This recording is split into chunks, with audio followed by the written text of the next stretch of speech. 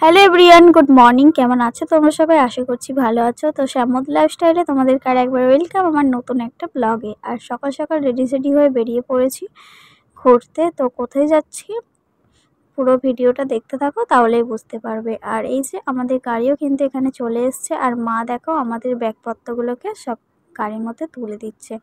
তো সবারই একটা করে লাগেজ হয়েছে। তো টোটোর মধ্যে একটু জায়গাটা শর্টও হয়ে গেছিলো, তারপরে সবাই একটু ম্যানেজ করে নিয়েছি। আর আমাদের ট্রলিটা দেখো, দুটো ট্রলির মাথার উপরে বসিয়ে দেওয়া হয়েছে। আর বাপি এখানে সবাইকে হাত খরচ দিয়ে দিচ্ছিল। তো কত করে দিচ্ছিল সেটা তোমাদেরকে বলবো না, তোমরা যদি বুঝতে পারো তাহলে বুঝে নিও।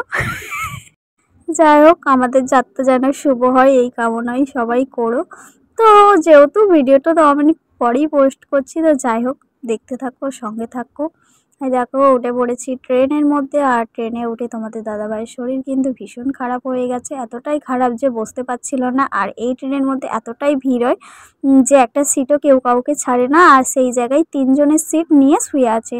তো যেহেতু শরীরটা অসুস্থ, সেই জন্য কেউ কিছু বলতেও পারছে না। আবার একজন আছে যে উঠতে বলো বারবার বলছিল। যাই হোক, ট্রেন থেকে নেমে আমরা আবার বসে পড়েছি বাসের মধ্যে, কিন্তু আমাদের বাসটা 1.5 ঘন্টা লেট ছিল। তো সেই জন্য কী করব, বসে বসে ভিডিও করলাম, রিলস করলাম। তারপরে পেয়ে গিয়েছিল খিদে। তো সেই জন্য জামাইবাবু এখন গিয়েছিল বিরিয়ানি আনতে। এখন আমরা বাসের মধ্যে বসে বসে খাবো বিরিয়ানি। তো যাই হোক, এখন আমরা বাসের মধ্যে বসে বসে বিরিয়ানি খাবো। দেখতে থাকো আর সঙ্গে থাকো।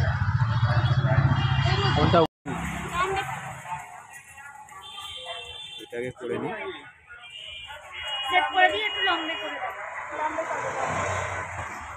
মাথা তুলবে তো, খাবার এসে গেছে না, মাথা গুঁজে মারছে।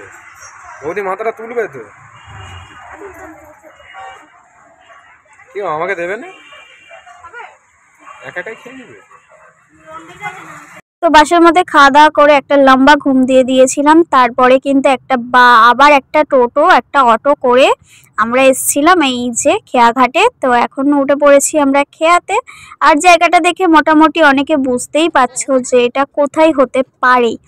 তো যারা বুঝতে পেরেছো তারা অবশ্যই কমেন্ট করো, আর যারা বুঝতে পারোনি তারা নেক্সট ভিডিও দেখলে অবশ্যই বুঝতে পেরে যাবে। আর এখানে বৌদি ভাই দেখো দুটো জামাইয়ের জন্য নিয়ে আসছিল চা।